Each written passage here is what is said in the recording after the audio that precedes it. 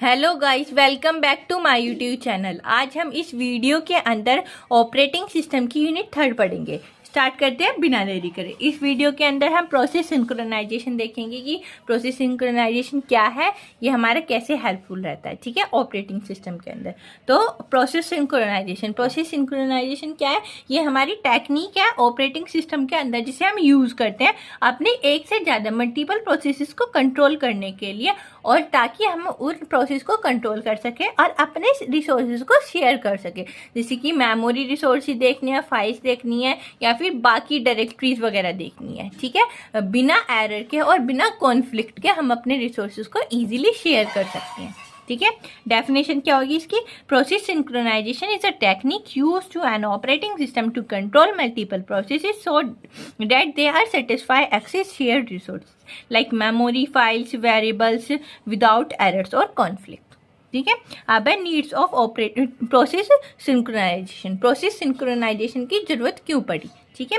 जब हम multiple process को रन करते हैं सेम टाइम पे, तो क्या होता है, हमारा जो डेटा होता है ना, कोई वो प्रॉब्लम अराइज हो जाती है उसमें कि वो इजीली हो नहीं पाता, या फिर एक से ज़्यादा प्रोसेस रहती है तो वो डेटा जो है ना बीच में एरर शो करने लगता है। तो ऐसी कंडीशंस में हम क्या यूज़ करते हैं? अपने प्रोसेस सिंक्रोनाइजेशन यूज़ करते हैं।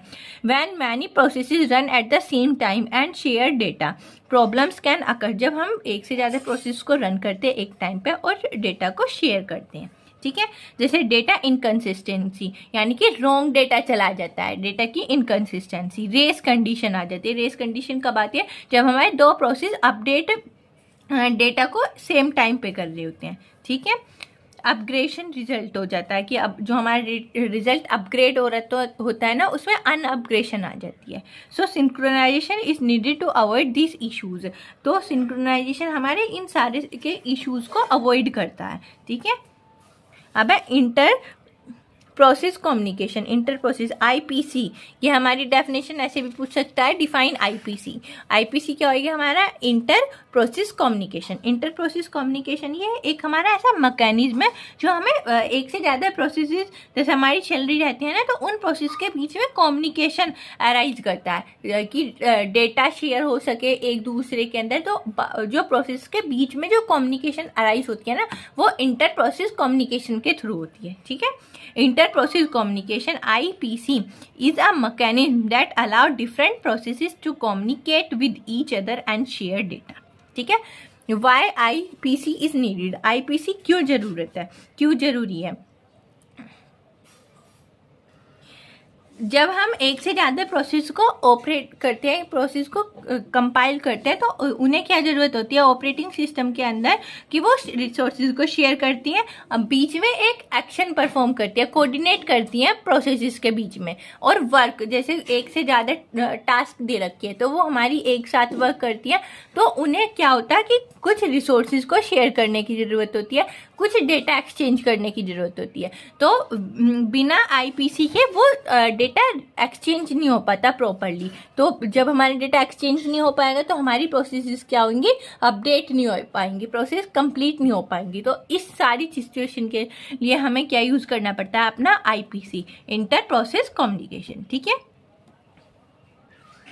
अब रेस कंडीशन। रेस कंडीशन क्या है? रेस कंडीशन हमारी ऑपरेटिंग सिस्टम के अंदर इंपॉर्टेंट प्रॉब्लम है जो अराइज होती है जब हम एक से ज़्यादा प्रोसेस को रन कर रहे होते हैं या फिर एक से ज़्यादा थ्रेड्स को रन कर रहे होते हैं सेम टाइम पे, और वो सारा का सारा रिसोर्स शेयर जो करेगा, रिसोर्सेज कॉमन रिसोर्सेज शेयर करेगा, ठीक है।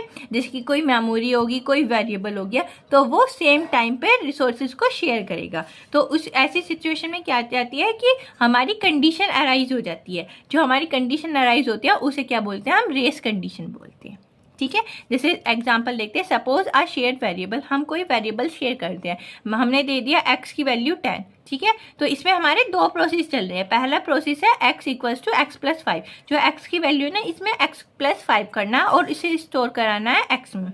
दूसरी प्रोसेस है कि x की वैल्यू में 2 से मल्टीप्लाई करना है और फिर उसे x की वैल्यू में प्रोसेस कराना है, ठीक है। तो हमारे जो इसमें पॉसिबल आउटपुट्स क्या आ सकते हैं कि पहले 10 को 5 से प्लस किया, फिर उसे 2 से मल्टीप्लाई कर दिया 30। पर कभी कभी क्या हो जाता है कि हमारी 10 से 2 की मल्टीप्लाई हो रही है और उसमें 5 को प्लस कर रहा है, तो उससे आंसर क्या आ रहा है हमारा 25। तो देखो इस वाली कंडीशन हमारी सेम है, पर हमारी ये इससे आंसर 30 आ रहा है, इससे आंसर 25 आ रहा है।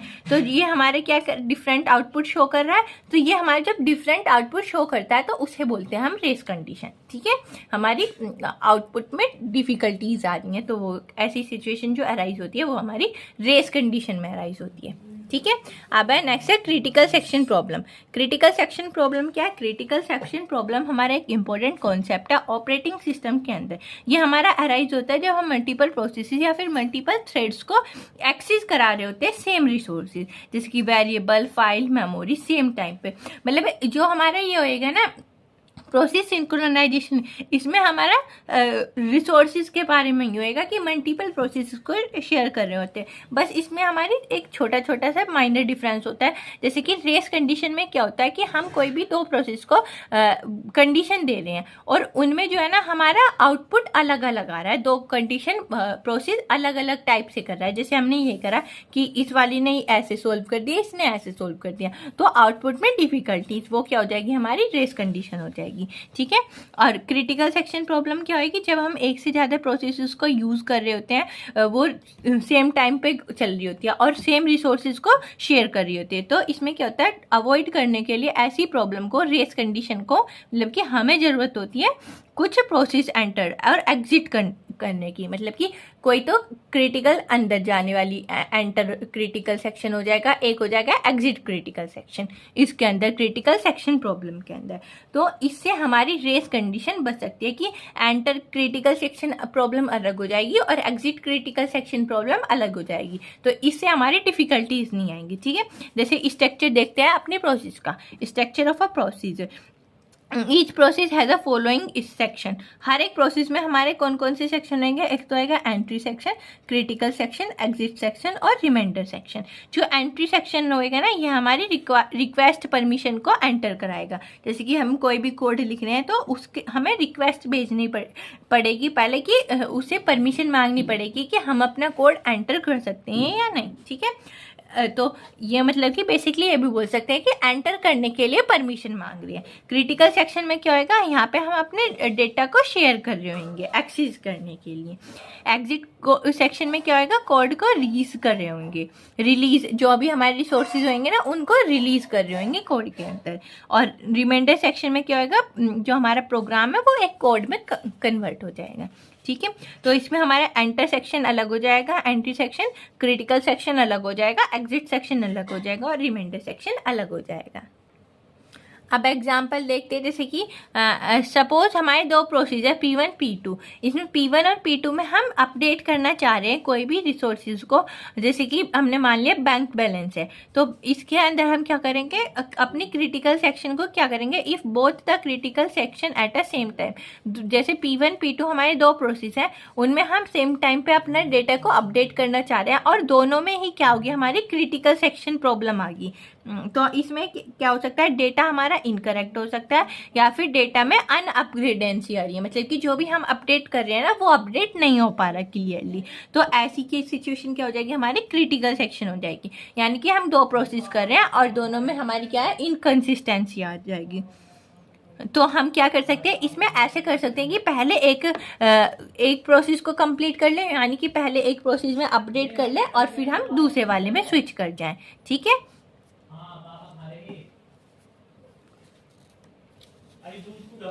Requirement of critical section problem. Critical section problems की क्या क्या रिक्वायरमेंट होती है? जब हम कोई भी प्रॉब्लम को सॉल्व कर रहे होते हैं तो उसमें उसका जो सॉल्यूशन होएगा ना वो मेनली 3 कंडीशंस को सेटिस्फाई करेगा अपने क्रिटिकल सेक्शन प्रॉब्लम्स के लिए।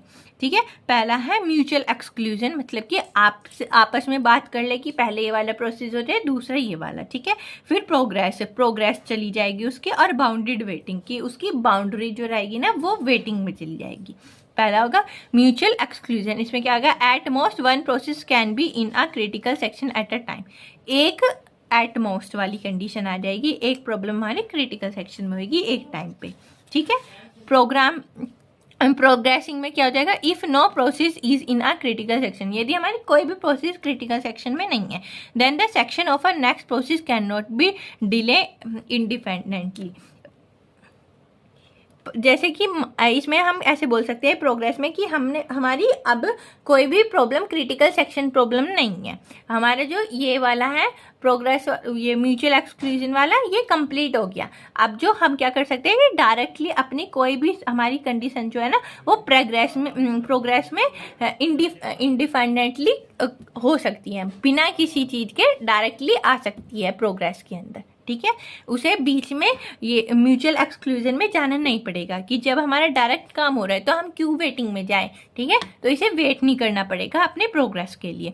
और बाउंडेड वेटिंग में क्या होगा, each process must get a fair chance, इसमें हर एक प्रोसेस को फेयर चांस मिलेगा, मतलब ये इक्वली चांस मिलेगा।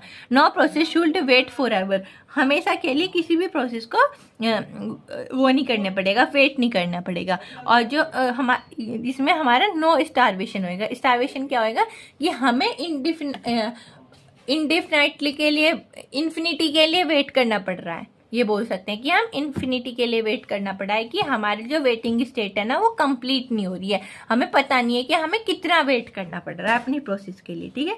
तो बाउंडेड वेटिंग में क्या होता है, हम फॉर एवर के लिए वेट नहीं करते। अब नेक्स्ट है म्यूचुअल एक्सक्लूजन। म्यूचुअल एक्सक्लूजन क्या है, म्यूचुअल एक्सक्लूजन एक हमारा फंडामेंटल कॉन्सेप्ट है ऑपरेटिंग सिस्टम के अंदर, जिसे हम यूज़ करते हैं जब हम मल्टीपल प्रोसेसेस या फिर मल्टीपल थ्रेड्स को रन कराते हैं साइमल्टेनियसली, मतलब कि लगातार, और अपने रिसोर्सेज को कॉमनली शेयर करते हैं, ठीक है। तो हमारा जो मेन गोल होएगा ना म्यूचुअल एक्सक्लूजन में, वो होएगा कि हम अपने कॉन्फ्लिक्ट को प्रिवेंट कर सकें, कम कर सकें, और अपने रिसोर्सेज को इजीली एक्सेस करा सकें, अपने डेटा को सारे को एक्सेस करा सके, ठीक है, म्यूचुअल एक्सक्लूजन के थ्रू। ये हमने इसमें पढ़ा था ना कि क्रिटिकल सेक्शन की है तो हमारी एक रिक्वायरमेंट होगी कि हम मतलब इसमें करते थे कि एक प्रोसेस हमारा एक टाइम पे जा सकता है। तो इसमें इसके अंदर ऐसा हो सकता है कि हमारा म्यूचुअल एक्सक्लूजन के अंदर कि हमारा कोई भी कॉन्फ्लिक्ट नहीं होगा, हमारे सारे प्रोसेस इजीली कंप्लीट हो जाएंगे। अब नेक्स्ट है हमारा सेमाफोर। सेमाफोर क्या होता है, ये एक हमारा ऐसा सिंक्रोनाइजेशन टूल है जिसे हम ऑपरेटिंग सिस्टम में यूज़ करते हैं अपनी रेस कंडीशन और क्रिटिकल सेक्शन प्रॉब्लम जब हमारी अराइज हो जाती है ना, उन्हें अवॉइड करता है हमारा सेमाफोर, ठीक है। जैसे कि हम ये रेस कंडीशन और क्रिटिकल सेक्शन प्रॉब्लम कब आती है, जब हम एक से ज़्यादा मल्टीपल प्रोसेसेस को रन कराते हैं सेम टाइम पे और सेम रिसोर्सेज को शेयर करते हैं, तो हमारे क्या डेटा में इनकन्सिस्टेंसी आ जाती है या फिर इनकरेक्टनेस आ जाती है। तो उसको इस सिचुएशन को हमारी क्या ये बचाता है, हमारा सेमाफोर से इस सिचुएशन को अवॉइड करता है, ठीक है। A semaphore is a synchronization tool used in operating system. It had to control access to share resources in a system. ये कंट्रोल करता है रिसोर्सेज को जब हम एक्सेस करते हैं। When multiple processes run at a same time, जब हम बहुत सारे प्रोसेसेस को सेम टाइम पर रन करा रहे हैं तो हम क्या मल्टीपल रिसोर्सेज को भी शेयर करते हैं, तो ये हमें इसका कंट्रोल करता है, एक्सेस कंट्रोल करता है, ठीक है। Semaphores are mainly used to avoid race conditions and solve critical section problem. Race condition को अवॉइड करता है, क्रिटिकल सेक्शन प्रॉब्लम को सोल्व करता है। इसके बेसिक ऑपरेशन हमारे इसके दो हैं, एक तो वेट ऑपरेशन और एक सिग्नल ऑपरेटर। वेट ऑपरेटर को हम पी ऑपरेशन बोलते हैं और सिग्नल ऑपरेशन को हम बोलते हैं वी ऑपरेटर, ठीक है। ये हम इसके अंदर हमारी वैल्यू जो होता है डिक्रीज हो जाती है, decrease the value of semaphore by 1 value decrease हो जाएगी, ठीक है। If value become negative the process is block, यानी कि जब हमारी कभी भी वैल्यू नेगेटिव आ जाती है ना, तो ये हमारा वेट वाला जो है ना ब्लॉक हो जाता है, मतलब कि वेटिंग सिचुएशन में चला जाता है, ठीक है। सिग्नल को हम बोलते हैं, सिग्नल ऑपरेशन को वी ऑपरेशन, ये हमारी सेमाफोर की एक वैल्यू को इंक्रीज कर देता है, ठीक है। If some values is waiting, जब हमारी कोई वैल्यूज वेटिंग होती है तो एक प्रोसेस अलाउ होता है, फिर एक प्रोसेस कंप्लीट हुआ, वो अलाउ करा, वो कंप्लीट हो गया, फिर जब हमारा ये कंप्लीट हो जाता है तो ये एक वैल्यू को वो इंक्रीज करता है और नेक्स्ट वाली वैल्यू पे चला जाता है, ठीक है। जो वेटिंग सिचुएशन में हमारा प्रोसेस था ना, उसे फिर वो प्रोसेस को कंप्लीशन में एग्जीक्यूशन स्टेट में ला देता है, ठीक है। अब है वर्किंग ऑफ सेमाफोर। सेमाफोर का वर्किंग क्या है? Semaphore keep track of available resources, जो हमारे रिसोर्सेज अवेलेबल होते हैं ना उन्हें ट्रैक प्रोवाइड करके देता है, ठीक है। When a process want to enter critical section, it use wait, मतलब कि जब भी हमारा कोई भी प्रोसेस क्रिटिकल सेक्शन में एंटर कर जाता है तो वो क्या होता है? वेटिंग सिचुएशन में आ जाता है। देखो वर्किंग क्या होगी सेमाफोर की, जब हमारा कोई भी रिसोर्सेज जो भी कुछ भी होएगा वो सेमाफोर एक ट्रैक अवेलेबल कराएगा रिसोर्सेज का, ठीक है। जब हमारी प्रोसेस एंटर करेगी कोई भी या चाहेगी प्रोसेस एंटर करना क्रिटिकल सेक्शन में तो वो यूज़ करेगा वेट, ठीक है। और जब वो लीव हो जाएगी तो क्या यूज़ होएगा? सिग्नल होएगा। क्रिटिकल सेक्शन में तो होएगा वेट यूज़, और जब वो प्रोसेस एग्जीक्यूशन स्टेट में आ जाएगी तो वो क्या हो जाएगा? सिग्नल यूज़ करेगा, ठीक है। अब types of semaphores, first type है बाइनरी सेमाफोर। बाइनरी क्या है? मतलब कि जिसमें हम बाइनरी डिजिट्स का यूज़ करते हैं। बाइनरी वैल्यूज कौन सी होती है? 0 और 1, ठीक है। और ये वर्क करती है हमारी लाइक का लॉक, यानी कि म्यूटेक्स की तरह वर्क करती है, ठीक है। और ये हमारा म्यूचुअल एक्सक्लूजन भी यूज़ करता है कि आपस में एक दूसरे की जो हमारी 0 होएगी तो हो जाएगी ऑफ स्टेट और 1 होएगी तो ऑन स्टेट, ठीक है। 0 में हमारी वेट होएगी और 1 में क्या होएगा? हमारा सिग्नल होएगा। अब सेकंड टाइप है काउंटिंग सेमाफोर। काउंटिंग सेमाफोर क्या होएगा? इसमें हम काउंट करेंगे 0 1 2 3 4 ऐसे। जब हमारे मल्टीपल रिसोर्सेज या फिर मल्टीपल इंस्टेंसेस आ जाएंगे जब हम अपनी प्रोसेस के अंदर, तो हम क्या करेंगे? काउंट कर सकते हैं उन्हें कि फर्स्ट वाली प्रोसेस ये हो जाएगी, सेकंड ये, थर्ड ये, ठीक है, ऐसी। अब है प्रॉब्लम्स ऑफ सिंक्रोनाइजेशन। सिंक्रोनाइजेशन में क्या प्रॉब्लम होती है, क्या प्रॉब्लम अराइज हो जाती है, ठीक है। ऑपरेटिंग सिस्टम के अंदर सिंक्रोनाइजेशन जो हम यूज़ करते हैं मल्टीपल प्रोसेस को कोऑर्डिनेट करने के लिए यूज़ करते हैं या फिर रिसोर्सेज को शेयर करने के लिए हम यूज़ करते हैं, ठीक है। यदि हमारी कोई भी सिंक्रोनाइजेशन हैंडल प्रॉपरली नहीं होती हमसे तो हम क्या करते हैं? कुछ सर्वर सीरीज या फिर कुछ सर्वर प्रॉब्लम्स यूज़ करते हैं, ठीक है, उन्हें लीड करने के लिए। जब हमारी कोई भी प्रॉब्लम अराइज हो जाती है तो उन्हें लीड करने के लिए कुछ यूज़ करते हैं जो हमारे सिस्टम को अफेक्टेड बनाती है और हमारे सिस्टम परफॉर्मेंस को इम्प्रूव करती है। और जो हमारी करेक्टनेस होती है कि जैसे कि कोई भी प्रॉब्लम आई, जैसे कि सेमाफोर हो गया, वो हमारी जो भी क्रिटिकल सेक्शन प्रॉब्लम में आती हैं, रेस कंडीशन में प्रॉब्लम्स आती हैं, उन्हें हैंडल करता है, ठीक है। वही हमारी हो जाएगी कि यही प्रॉब्लम होगी हमारी सिंक्रोनाइजेशन की। जब हमारा रिसोर्सेज प्रॉपरली शेयर नहीं हो पाता तो वो क्या होती है? हमारी प्रॉब्लम आ जाती है सिंक्रोनाइजेशन के अंदर, ठीक है। In an operating system, synchronization is used to coordinate multiple processes and share resources.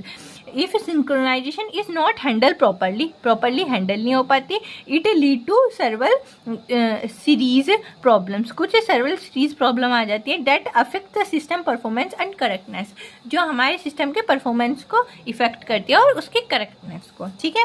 Main problems क्या आती है? यही है कि रेस कंडीशन अभी पढ़ा भी हमने, एक बार देख लेते हैं, दोबारा बताती हूँ। रेस कंडीशन क्या होती है? जब हमारी 2 या 2 से ज़्यादा प्रोसेसेस एक्सेस होती हैं, सेम डेटा को एक्सेस करती हैं और सेम टाइम पे रन होती हैं, तो हमारा जो फाइनल आउटपुट रहता है ना उसे में कुछ इनकरेक्टनेस आ जाती है। इनकरेक्ट डेटा होने की वजह से वो हमारी क्या होती है? आंसर प्रॉपरली नहीं दे पाती, आउटपुट करेक्ट नहीं दे पाती, वो हमारी प्रॉब्लम हो जाती है, ठीक है।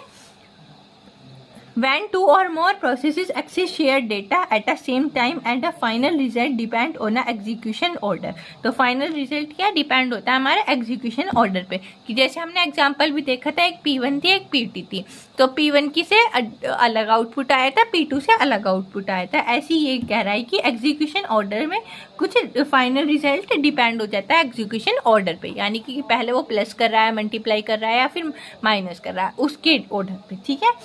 इससे क्या होता है? कोशिश क्या है इसके? इनकरेक्शन एंड अनप्रिडिक्टेबल आउटपुट आता है हमारा, ठीक है। अब सेकंड है प्रॉब्लम हमारी डेडलॉक। डेडलॉक क्या है? डेडलॉक हमारी एक ऐसी सिचुएशन है जब हमारे प्रोसेस वेटिंग स्टेट में चले जाते हैं और हमारे जो रिसोर्सेज रहते हैं ना, हर एक रिसोर्सेज को वेट करना पड़ता है, अपने एग्जीक्यूशन के लिए, ठीक है। And non can be proceed, और कोई सा भी प्रोसीड नहीं हो पाता, ठीक है। जो हमारा सिस्टम रहता है ना वो परमानेंटली ब्लॉक हो जाता है कि ना तो वो आगे बढ़ पा रही है ना वो पीछे बढ़ पा रही। जैसे डेडलॉक का एक एग्जांपल बताते कि हमारा ना एक वन वे रोड है, तो इधर से भी कोई ट्रक आ रहा है, इधर से भी कोई ट्रक आ रहा है, तो वो ना तो ये वाला ट्रक पीछे हटने को तैयार है ना ये वाला ट्रक पीछे हटने को तैयार है, तो ये दोनों के दोनों यहीं पे ही खड़े हो गए एक जगह। तो ये क्या हो गया, हमारा रोड जो है ब्लॉक हो गया। तो ये सिचुएशन क्या हो जाएगी, हमारी डेडलॉक हो जाएगी कि ना तो वो आगे हो पा रहा है ना वो पीछे हो पा रहा है, वो यहीं पे ही एक जगह अटक गया है, तो वो क्या हो जाती है, हमारी डेडलॉक हो जाती है, ठीक है। A situation when where processes are waiting for each other, एक दूसरे के लिए वेट कर रहे हैं कि हाँ भाई पहले तू पीछे जा तो ये आगे आ जाएगा, या फिर ये पीछे जाए तो ये वाला आगे आ जाएगा। एक दूसरे के रिसोर्सेज के लिए वेट करते रहते हैं डेडलॉक के अंदर हम, है ना। एंड नॉन कैन प्रोसीड, और कोई सा भी प्रोसेस नहीं हो पाता, क्योंकि जब हम आगे ना तो ये मानने को तैयार है ये वाला ट्रक, ना ये वाला ट्रक मानने को तैयार है, तो ये दोनों ही यहाँ पे खड़े हैं, और तो हमारे क्या हो जाएगा, ब्लॉक हो जाएगा रोड, और तो इस वजह से ही ट्रैफिक वगैरह भी लग जाता है, ठीक है। System become permanently block, system क्या हो जाएगा, हमारा परमानेंटली ब्लॉक हो जाएगा। थर्ड है स्टारवेशन। स्टारवेशन क्या है, स्टारवेशन हमारी ऐसी कंडीशन होती है जिसमें हमें पता नहीं रहता कि हमें कितने टाइम तक वेट करना, ठीक है। इसमें हमारी इनडेफिनाइट वेटिंग होती है, ठीक है। A process wait for a very long time, बड़े लंबे टाइम के लिए वेट करना पड़ता है, because other processes keep getting priority, क्योंकि सारे के सारे प्रोसेस को क्या होती है, प्रायोरिटी गिवन होती है, ठीक है। जैसे हमने एल्गोरिथम्स में देखी थी, एक प्रायोरिटी क्यू बनाते थे, पहला प्रोसेस 1, प्रोसेस 2, प्रोसेस 3, ऐसी हमारे इसके अंदर की प्रोसेस की लाइन लगी है, क्यू बना रखी है हमने, रेडी क्यू। जो हम कोई नया प्रोसेस डाल रहे हैं तो हमें ये नहीं पता रहेगा कि हमें कितने टाइम तक वेट करना पड़ेगा अपने प्रोसेस को एग्जीक्यूट कराने के लिए, ठीक है। सम प्रोसेसेस में नेवर एग्जीक्यूट, और कुछ प्रोसेस तो ऐसे होते हैं कि वो एग्जीक्यूट हो ही नहीं पाते, ठीक है। अब है लाइव लॉक। लाइव लॉक क्या है, जो हमारे प्रोसेस कंटिन्यूसली चेंज करते हैं अपनी स्टेट को, कि पहले रनिंग स्टेट में थे, फिर न्यू रेडी स्टेट, ऐसे आते हैं, अपनी स्टेट्स को अपनी स्टेट को कंटिन्यूसली चेंज करते रहते हैं, कोई भी उनकी परमानेंट स्टेट नहीं हो पाती, तो इसलिए, ठीक है। Process continuously change their state in a response to each other, एक दूसरे के रेस्पॉन्स के लिए अपनी स्टेट्स को चेंज करते रहते हैं, but still make no progress, और दोनों सारे यहीं पे खड़े स्टिल रहते हैं एक जगह और कोई सा भी प्रोग्रेस नहीं कर पाता, ठीक है। CPU is active but work is not complete, CPU भी एक्टिव है पर हमारा काम नहीं हो पा रहा, ठीक है। वो कंडीशन हो जाएगी हमारी लाइव लॉक, यानी कि लाइव हमारा सीपीयू तो लाइव है पर लॉक लग रहा है, हमारा कोई भी प्रोसेस एग्जीक्यूट नहीं हो पा रहा।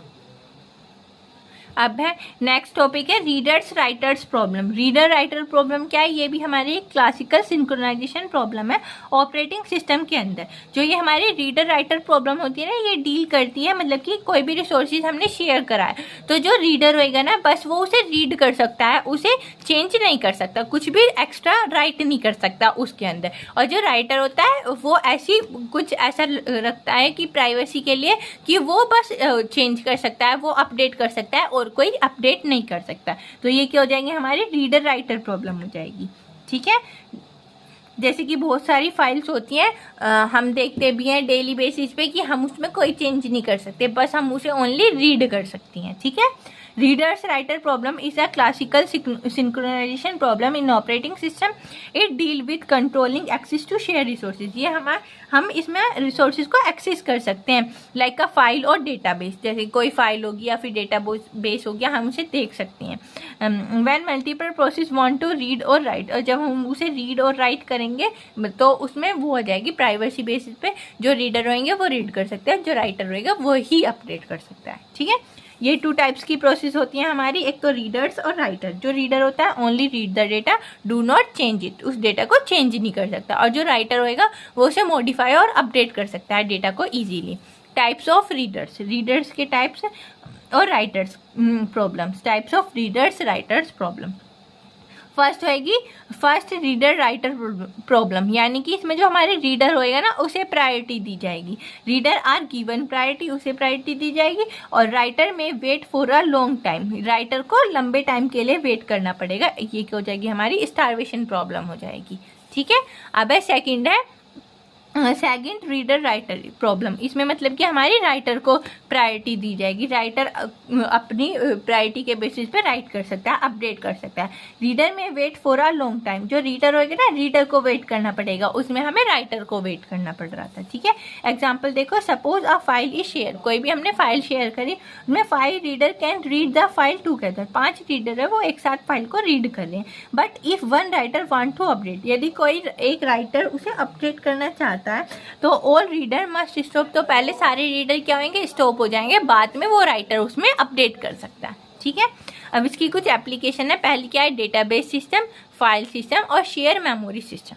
ठीक है, ये हो गया हमारी रीडर राइटर्स की एप्लीकेशन।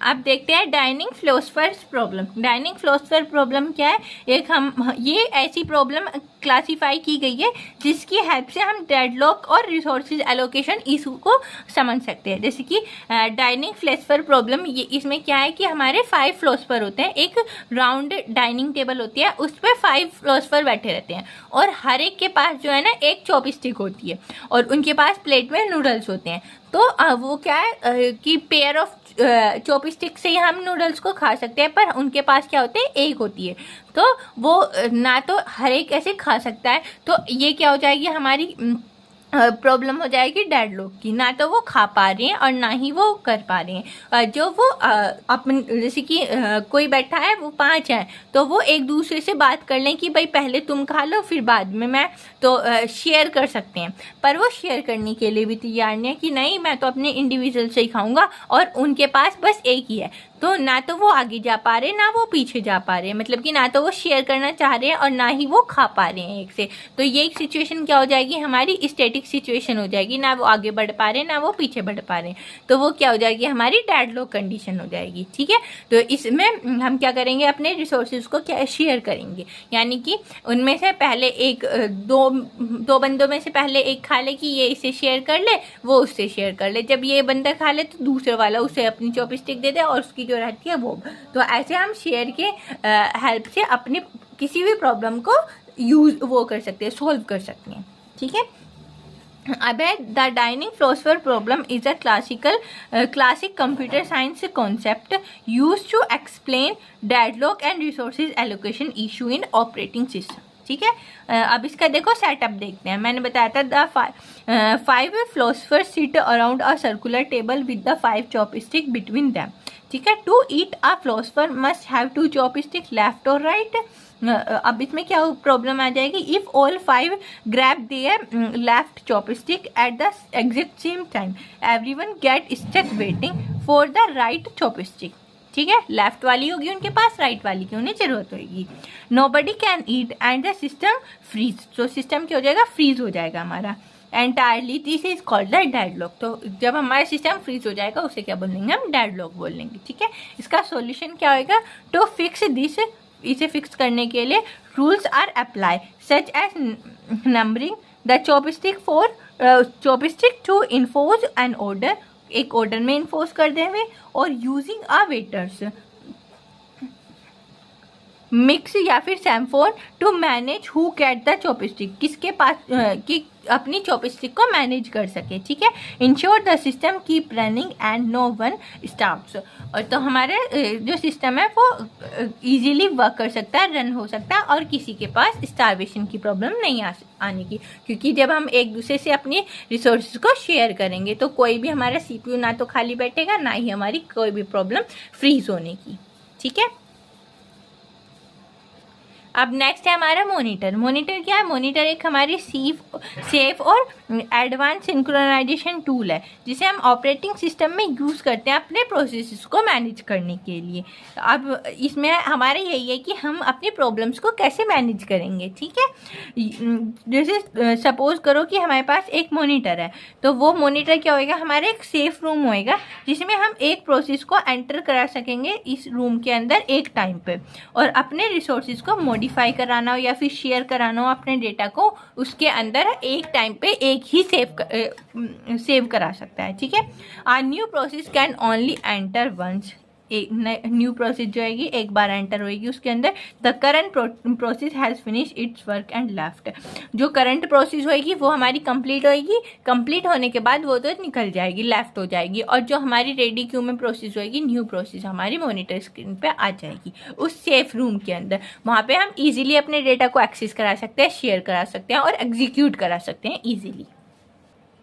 अब हमारा नेक्स्ट टॉपिक है डेडलॉक। डेडलॉक हमारा इंपॉर्टेंट टॉपिक भी है इसके अंदर, ये हमारा एग्जाम में 100% आने वाला क्वेश्चन है, ठीक है।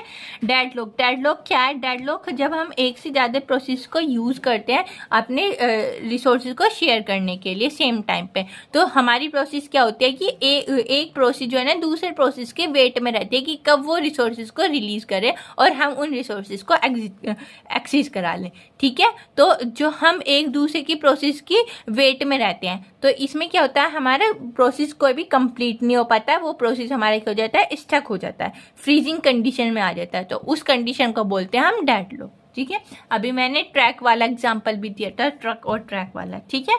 A deadlock is a permanent system freeze where two or more processes get completely stuck because they are waiting for each other to release resources, ठीक है। ये इसके कॉजेज क्या है? Process lack resources and wait for resources, मतलब कि एक process है उसके पास रिसोर्सेज की कमी है, तो जो R1 रिसोर्सेज है वो वेट करेगा किसके लिए? R2 रिसोर्सेज के लिए, ठीक है, eight the exact same time पे। और जो हमारी प्रोसेस B है, ये हमारी प्रोसेस A है, वो उसके पास जो रिसोर्सेज 1 है वो तो है लॉक है, और जो रिसोर्सेज 2 है उसके लिए वो वेट कर रही है, ठीक है। इसमें क्या होता है कि हमारी एक प्रोसेस जो है ना उसके पास एक रिसोर्सेज तो होता है, पर जो दूसरी प्रोसेस के दूसरे रिसोर्सेज के लिए वो वेट करती है। तो ऐसे ही इसमें कि जैसे हमारे पास कोई प्रोसेस ए है, वो रिसोर्सेज 1 को तो लॉक किए हुए हैं और रिसोर्सेज 2 की वेट कर रही है, ठीक है। ऐसे ही एग्जैक्ट सेम टाइम पे जो हमारी प्रोसेस बी है उसने रिसोर्सेज R2 को तो लॉक कर रखा है, और पर वो R1 रिसोर्सेज R1 की वेट कर रही है, ठीक है। दोनों की दोनों प्रोसेस ए और प्रोसेस बी आपस में एक दूसरे का वेट कर रही हैं, बोथ वेट इनफाइनाइटली वेट करेंगी वे, and neither can finish its job, और तब वो एक दूसरे की वेट कर रही होंगी कि पहले वो रिसोर्सेज एक्सेस करा दे मुझे तो मेरी प्रोसेस कंप्लीट हो जाए। तो ऐसी एक दूसरे का वो इनफाइनाइटली वेट कर रही होंगी, तो कोई सी भी प्रोसेस हमारी कंप्लीट नहीं हो पाएगी, कंप्लीट नहीं कर पाएगी अपनी जॉब को, ठीक है। अब देखो रियल लाइफ एग्जाम्पल इसमें भी ऐसी है। Imagine 2 car meeting face to face on a narrow single lane bridge, neither car will back भी नहीं हो पा रही, so both are stuck forever, दोनों फॉर एवर के लिए स्टक हो गई, waiting for other to clean the path, और वे किसी के लिए वेट करेगी कौन सी अपने पाथ को क्लीन करेगी, वो दूसरी आगे जा पाए, ठीक है। क्योंकि एक दूसरे कोई भी वो है हमारा रोड है नैरो है, वो छोटा है पतला रोड है, और वो 2 कार है, एक इधर से आ गई एक इधर से आ गई, तो वो एक दूसरे के फेस टू फेस है, तो वो करेगी कौन सी पीछे जाए और तो वो आगे बढ़ जाए, तो पर ना तो ये पीछे जाने को तैयार है ना ये पीछे जाने को तैयार है, तो ये दोनों क्या हो गई हैं? स्टक हो गई हैं। तो इस सिचुएशन में हमारी क्या होती है? कोई भी प्रोसेस अपनी जॉब कंप्लीट नहीं कर पाती, ठीक है। अब है सिस्टम मॉडल क्या है? The system model is a theoretical framework, ये हमारा एक थ्योरेटिकल फ्रेमवर्क है that decide how an operating system manage and distribute it's resources. ये बताता है कि हमारे रिसोर्सेज कैसे मैनेज हो रहे और अपने रिसोर्सेज को कैसे डिस्ट्रीब्यूट कर रखा है, जैसे कि CPU, मेमोरी और प्रिंटर, ये हमारी कुछ ना कुछ तो रिसोर्सेज को डिस्ट्रीब्यूट कर रहे हैं, ठीक है, अमॉन्ग डिफरेंट प्रोसेसेस, अलग अलग प्रोसेस के लिए। अब हमारे 3 स्टेप साइकिल होती है इसके अंदर। अंडर दिस मॉडल, इस मॉडल के अंदर every process must follow the strict step use any resources, किसी भी रिसोर्सेज को यूज करने के लिए ये 3 स्टेप्स को वो स्ट्रिक्टली यूज करेगा। पहला क्या है? रिक्वेस्ट। इसमें क्या गया? और ये ऑपरेटिंग सिस्टम से पूछेगा रिसोर्सेज के लिए कि वो वेटिंग में है या फिर करंटली प्रोसेस में है, ठीक है। Ask the operating system for the resources के लिए आस्क करेगा and wait if it is currently in use, और यदि वो करंटली यूज में होंगी तो वो क्या करेगा, वेट कर लेगा बाय समवन एल्स, किसी के लिए। अब फर्स्ट स्टेप में क्या करी उसने, ऑपरेटिंग सिस्टम को रिक्वेस्ट भेज दी। सेकंड में क्या करेगा, वो यूज़ करेगा, ठीक है। Operate on the resources once the operating system grant the permission, जब ऑपरेटिंग सिस्टम उसे परमिशन दे देगा तो वो रिसोर्सेज को क्या कर लेगा, ऑपरेट कर लेगा, ठीक है। फिर है रिलीज। रिलीज में क्या होगा, जब वो यूज़ कर लेगा तो वो रिसोर्सेज को क्या कर देगा, रिलीज कर देगा।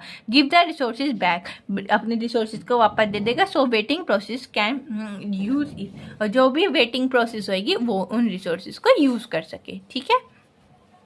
अब है डेडलॉक कनेक्शन। डेडलॉक कनेक्शन क्या है, deadlock occurs when processes get permanently stuck, जब हमारी प्रोसेस परमानेंटली स्टक हो जाती है इन द रिक्वेस्ट फेज में, कि वे रिक्वेस्ट भेज रही हैं, ठीक है।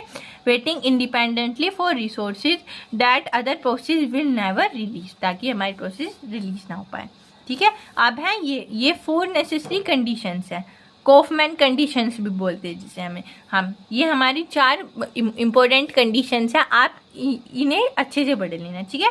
फर्स्ट क्या है कि डेडलॉक कंडीशन हमारी कैसे आती है, कि हमारी जब हमारा डेडलॉक कब अकर होता है, जब हमारा डेडलॉक अकर्स होता है तो इनमें से कोई सी भी 4 कंडीशन, जैसे कि योगी, mutual exclusion, hold and wait, non preemption और सर्कुलर वेट, ये हमारी 4 कंडीशंस है। जब हमारी इस कंडीशन में से कोई सी भी कंडीशन हैपन होती है सिस्टम के अंदर तो वो हमारे क्या होता है, डेडलॉक आ जाता है, ठीक है। और जो हमारी एक आएगी तो हमारी डेडलॉक 100% आएगी। ये चारों हमारी नेसेसरी कंडीशंस है, ठीक है। The deadlock only occurs if these 4 conditions known as Kaufman condition, Kaufman condition बोलेंगे, happen in the system at a exact same time पे। फर्स्ट क्या होगी, म्यूचुअल एक्सक्लूजन। इसमें क्या होगा, हम एक जो रिसोर्सेज है वो दूसरे रिसोर्सेज को शेयर नहीं करता अपने दूसरे से, तो हम म्यूचुअल एक्सक्लूजन के थ्रू, मतलब कि आपसी बात में कि भाई पहले तू अपने प्रोसेस को कंप्लीट कर ले अपने रिसोर्सेज से, फिर वो रिसोर्सेज मुझे दे दियो और फिर मैं अपनी उन प्रोसेस को कंप्लीट कर लूँ, ठीक है। इसमें होता है कि आपस में बात करें, म्यूचुअल एक्सक्लूजन हो जाए और दोनों का काम हो जाए, ठीक है। At least 1 resources can not be shared, इसमें से कोई एक रिसोर्सेज अपने रिसोर्स शेयर नहीं करती। Only 1 process can use it at a time, तो इसमें क्या होता है कि एक प्रोसेस जो है ना एक टाइम पे यूज कर सकता है। एग्जांपल आप प्रिंटर क्या होएगा कि एक पेज को एक बार में प्रिंट करेगा ना, ऐसे ही इसमें कि एक रिसोर्सेज एक टाइम पे ही यूज हो सकती है एक प्रोसेस के अंदर। होल्ड एंड वेट मतलब क्या है, एक तो रिसोर्सेज को होल्ड किए हुए और दूसरे जो प्रोसेस होएगा ना वो उसकी वेट में है कि उसका प्रोसेस कंप्लीट हो जाए, फिर उसके रिसोर्सेज मैं होल्ड कर लूँगा और फिर मैं अपनी प्रोसेस को कंप्लीट कर लूँगा, ठीक है। A process is holding on to at least 1 resources, एक रिसोर्स को होल्ड करके रखता है। While waiting to get another resources, दूसरे रिसोर्सेज के वेटिंग के लिए। That is currently held by someone else, वो किसी और के थ्रू हेल्ड है, ठीक है। अब है नो प्रीएम्पशन क्या है, ये हमारे फेसफुली अपने रिसोर्सेज को वो करता है, लेके रखता है, ठीक है। या तो दे वरना फोर्सफुली, ऐसे नहीं तो ऐसे, वो वाली कंडीशन हो जाती है इसमें। The operating system can not forcefully take our resources away from a process, the process must release it voluntary when it is done, तो इसमें क्या होता है कि वो रिसोर्सेज को वॉलेंट्री रिलीज कर देता है कि जब उसकी प्रोसेस कंप्लीट हो जाती है, ठीक है। अब इसमें यह भी हो सकता है कि हमारी जो एक टाइम पे ना एक प्रोसेस ही होगी, पहले जैसे सीपीयू ने एक प्रोसेस कर ली तो वो एक प्रोसेस के बाद अपने उसे रख देगा, फिर वो दूसरी प्रोसेस को कर लेगा, ठीक है।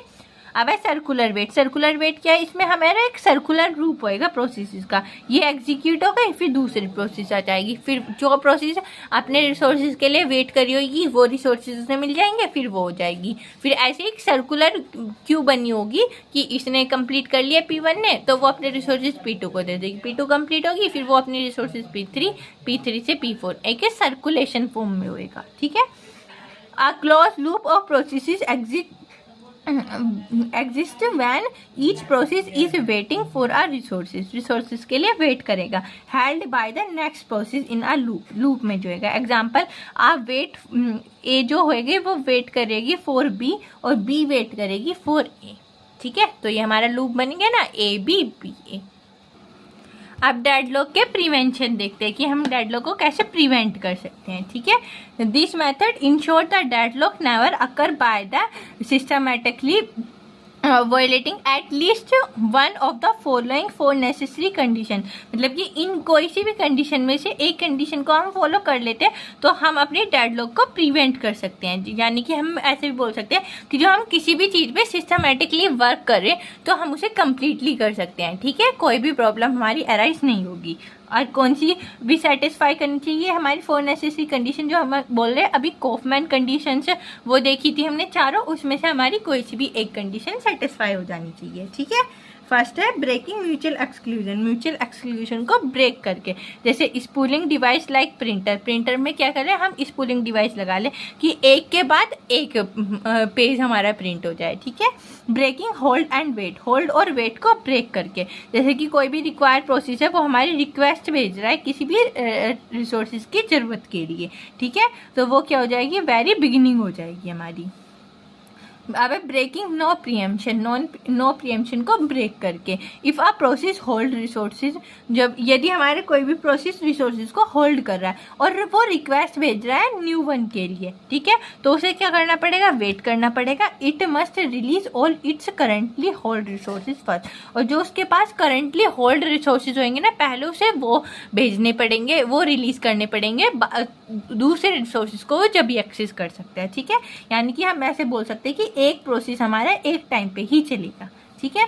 अब है फिर breaking circular wait, circular wait को ब्रेक करके, असाइनिंग अ यूनिक न्यूमेरिकल, कोई भी यूनिक न्यूमेरिकल को असाइन करके ऑर्डर टू ऑल रिसोर्सेज, और सारे के सारे रिसोर्सेज को ऑर्डर में, जैसे कि हमने नंबर असाइन कर लिया 1 2 3 4, हर एक का यूनिक नंबर होना चाहिए और फिर हम उन्हें एक ऑर्डर में लगा दें, जैसे कि इंक्रीजिंग ऑर्डर डिक्रीजिंग ऑर्डर, इस तरीके से ऑर्डर में लगा दें, ठीक है।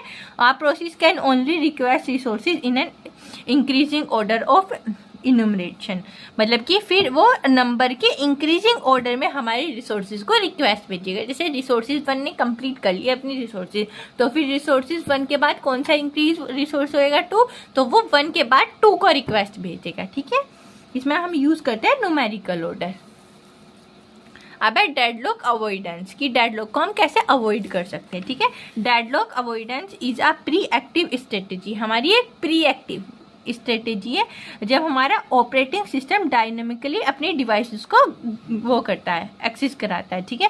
Whether the grant a resource require based on a current system information, मतलब कि कोई भी हमारे सिस्टम में करंटली इंफॉर्मेशन चल रही है तो वो उसके बेसिस पे हमारे रिसोर्सेज को एक्सेस कराने के लिए हेल्प करता है, ठीक है। इसका लॉजिक क्या है, the logic before granting and request, मतलब कि ग्रांटिंग करने से और रिक्वेस्ट से पहले operating system checks if the system will remain in a safe state, कि हमारा जो सिस्टम है वो सेफ स्टेट में है, ठीक है। कोई भी प्रोसेस को करने से पहले वो चेक करेगा अपने सिस्टम को, ठीक है। A state where all process can finish eventually, मतलब कि जो हमारे प्रोसेस कंप्लीट हो रहे हैं, प्रोसेस फिनिश हो रहे हैं, तो उसके बाद क्या होगा, इफ द रिक्वेस्ट लीड, कोई भी रिक्वेस्ट हमारी अनसेफ है तो क्या होगा, हमारा the process is forced to wait, तो प्रोसेस क्या हो जाएगी, हमारी वेटिंग में पहुंच जाएगी, even if the resources is free, जब तक रिसोर्सेज हमारा फ्री ना हो जाए। मतलब कि इसमें हम ये बोल सकते हैं कि हमारा जो वो होगा ऑपरेटिंग सिस्टम वो चेक करेगा कि हमारा सिस्टम सेफ स्टेट में है या फिर अनसेफ स्टेट में। सेफ स्टेट में मतलब कि एक प्रोसेस फिनिश होगी उसके बाद हम दूसरी प्रोसेस पे इवेंचुअली जा रहे हैं, ठीक है। अनसेफ में क्या हो जाएगा, अनसेफ में होएगा कि हमारी कोई प्रोसेस अभी कंप्लीट नहीं है, वो बीच में है, तो हमारा ऑपरेटिंग सिस्टम क्या करेगा, उसे फोर्स करेगा हमारे सिस्टम को कि भाई अभी यहीं पे स्टॉप हो जाओ, कोई जो प्रोसेस है वो हमारी चल रही है, अभी वो प्रोसेस कंप्लीट हो जाएगी तो फिर वो अपने आप ही ऑटोमेटिकली सेकेंड प्रोसेस पे स्विच कर जाएगा। अब है बैंकर्स एल्गोरिथम। बैंकर्स एल्गोरिथम जो है ये हमारी शॉर्ट नोट में भी पूछ ली जाती है, तो इसे एक बार बस इसकी स्टेटमेंट भी देख लेंगे तो भी सही हो जाएगा, ठीक है। तो बैंकर्स एल्गोरिथम क्या, ये एक हमारा स्टैंडर्ड मेथड है जिसे हम यूज करते हैं डेडलॉक में। ठीक है, ये हमारा चेक करता है हमारे ट्रैक को कि उस हमारे ट्रैक जो भी है हमारा रिसोर्सेज है उसकी मैक्सिमम नीड क्या है, करंटली वो एलोकेटेड है या फिर उसके जो रिसोर्सेज हैं वो एलोकेशन में है। अवेलेबल रिसोर्सेज देखेंगे उसके अवेलेबल रिसोर्सेज कौन से हैं, उसे किन किन रिसोर्सेज की ज़रूरत है, तो वो अपने रिसोर्सेज को देखेगा और प्रिवेंट द सिस्टम को प्रिवेंट करेगा एंटायर डेंजर जोन से। जो भी हमारे डेंजर जोन अकर्स हो रहा होगा हमारे सिस्टम के अंदर वो उसे प्रिवेंट करेगा। ठीक है, the bankers algorithm is the standard method, ये हमारा एक स्टैंडर्ड मेथड है, यूज है जहाँ हम इसे यूज करते हैं। इट ट्रैक्स मैक्सिमम नीड्स को ट्रैक करता है, करंटली एलोकेटेड रिसोर्सेज को देखता है एंड अवेलेबल रिसोर्सेज जो हमारे अवेलेबल रिसोर्सेज होंगे to prevent the system from a entire a danger zone से।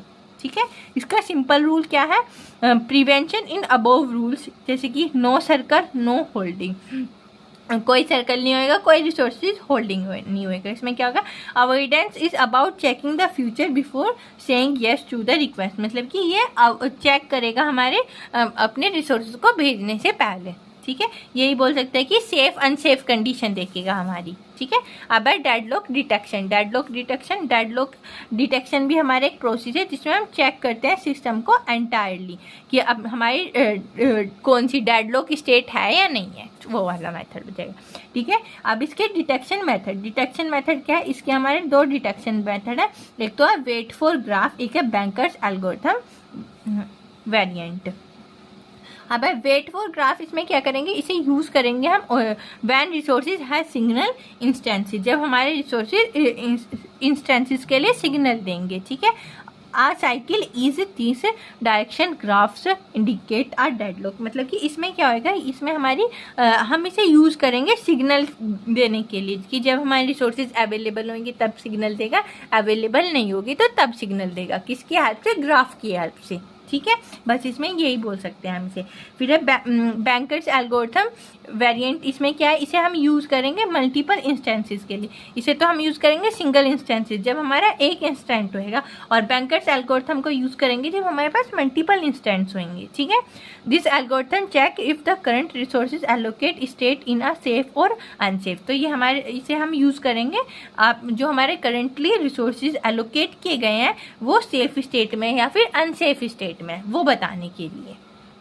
अब रिकवरी फ्रॉम डेडलॉक से कैसे रिकवरी कर सकते हैं हम, after that deadlock it detection, हमने डेडलॉक को डिटेक्ट कर लिया है। ठीक है, तो जो हमारे system must recover to continue execution, तो सिस्टम हमारा क्या एग्जीक्यूशन में एग्जीक्यूट करने के लिए कंटिन्यू हो जाएगा। ठीक है, अब मेथड रिकवरी हम कैसे कर सकते हैं, उसके मेथड्स, फर्स्ट मेथड हमारा प्रोसेस टर्मिनेशन में क्या आएगा, अबाउट ऑल डेडलॉक processes और about one at a time until the deadlock cycle is broken। यह प्रोसेस टर्मिनेशन क्या आएगा कि देखो जैसे कि हमारे सारे के सारे डेडलॉक प्रोसेस हैं हमारे। ठीक है, एक हमारा कोई भी प्रोसेस एक कंप्लीट हो गया एक टाइम पे, जब तक हमारी डेडलॉक का कोई भी प्रोसेस कंप्लीट ना हो जाए तो वो सेकंड प्रोसेस पे जाएगी नहीं, और जब वो फर्स्ट प्रोसेस कंप्लीट करने के बाद वो सेकंड पे जाएगी, सेकंड के बाद वो थर्ड पे, मतलब कि ऐसे ही हमारी जो वो होएगी साइकिल उसे ब्रेक कर देगी। ठीक है,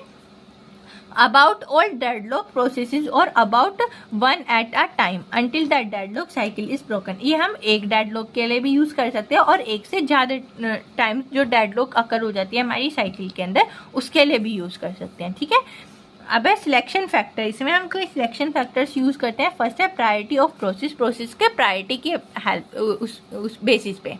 ठीक है, फिर है सेकेंड है रिसोर्सेज यूज, कि हम कौन सा रिसोर्सेज यूज करें किस टाइप के रिसोर्सेज की हेल्प से। एग्जीक्यूशन टाइम लेफ्ट, कि इसका एग्जीक्यूशन कितना एग्जीक्यूशन टाइम लेफ्ट रह गया इसका, उसके बेसिस पे। ठीक है, फिर है रिसोर्सेज प्रीएम्पशन, इसमें क्या करते हैं हम रिसोर्सेज को लेते हैं, कुछ रिसोर्सेज रहते हैं हमारे कुछ प्रोसेस के टाइम के अकॉर्डिंग हम अपने रिसोर्सेज को लेते हैं। ठीक है, take resources from some processes and given to other, कुछ टाइम के लिए कुछ प्रोसेस को कंप्लीट करने के लिए रिसोर्सेज ले लिया हमने, फिर जब हमारा काम खत्म हो गया हमने दूसरे को दे दिया। ऐसे ही कि भाई जैसे मेरे पास ये पेन है, मुझे इस पेन की ज़रूरत है और किसी और को भी इस पेन की ज़रूरत है, तो मैं क्या काम करूँगी, मैं पहले अपना काम कंप्लीट करके मैं इसे फिर किसी को हैंड ओवर कर दूंगी जिसे भी ज़रूरत होगी। तो यानी कि मेरा काम भी हो गया, फिर सेकंड जिसे ज़रूरत थी उसका भी काम हो गया। ठीक है, ये हो जाएगा रिसोर्सेज प्रीएम्पशन। अब इसमें कुछ स्टेप्स है। फर्स्ट स्टेप क्या है, सिलेक्ट अ विक्टिम प्रोसेस है। हम कोई भी विक्टिम प्रोसेस सिलेक्ट करेंगे। फिर है प्रीएम्पशन। प्रीएम्पशन मतलब कि टेक बैक ले लेंगे अपने रिसोर्सेज है, मतलब कि हमने किसी को दे दिए रिसोर्सेज, उसका कंप्लीट होने के बाद हमने अपने प्रोसेस को ले लिया। ठीक है, roll back the process to a safe state. Safe state में देखेंगे कि हमारी प्रोसेस जो है वो सेफ स्टेट में रोल बैक कर रही है या नहीं। ठीक है, री स्टार्ट इट लेटर। जब हमारी वो कंप्लीट हो जाएगी, जैसे कि हमारी जैसे साइकिल बताई थी ना कि first second third fourth step तक हमारे चलेगी, फिर फोर्थ के बाद वो फर्स्ट स्टेप पे दोबारा चली जाएगी, यानी कि वो साइकिल को रीस्टार्ट कर देगी। ठीक है, अब है प्रॉब्लम्स इन रिकवरी। रिकवरी में कौन कौन सी प्रॉब्लम्स आती हैं, जैसे कि पहले तो है स्टारवेशन। स्टारवेशन क्या होती है, स्टारवेशन हमारी एक ऐसी प्रोसेस होती है जो इनफाइनाइटली वेट करती है। ठीक है, तो स्टारवेशन सेम प्रोसेस में भी चूजन रिपीटेडली, मतलब कि कोई भी एक प्रोसेस है वो रिपीटेडली चूज की जाती है। ठीक है, वो क्या हो जाएगी, हमारी स्टारवेशन आ जाएगी। Data loss if process is terminated. Data loss कर देगी, जैसे हमारी कोई प्रोसेस कंप्लीट होगी तो अपना डेटा लॉस कर देगी। रो बैक कॉम्प्लेक्सिटी को रो बैक कर देगी। ये हो जाएंगी प्रॉब्लम्स रिकवरी की। ठीक है, यदि देखो ये हमारा डेडलॉक हमने पढ़ा है ना, ये लास्ट टॉपिक, तो यदि हमारा पेपर में पूछ लिया जाता है ये, तो आप क्या करोगे, डेडलॉक एक्सप्लेन कर देना, उसकी 4 नेसेसरी कंडीशंस, बैंकर्स एल्गोरिथम और उसके ये रिकवरी वगैरह। ठीक है, ये अपना ये मटेरियल हो जाएगा हमारा 5, क्योंकि लॉन्ग में पूछा जाएगा अधिकतर, ये इसकी प्रोबेबिलिटी लॉन्ग में पूछने की होती है, तो हम इस पर कम से कम 5 पेज तो लिखने होंगे, तो ये हमारा 5 पेज के रिसोर्सेज, आप इन्हें अच्छे से प्रिपेयर कर लेना। ठीक है, बस हमारे यही लास्ट टॉपिक था इस वीडियो के अंदर। वीडियो अच्छी लगी तो लाइक कमेंट शेयर जरूर करना, चैनल को सब्सक्राइब कर देना। Thank you for watching my video.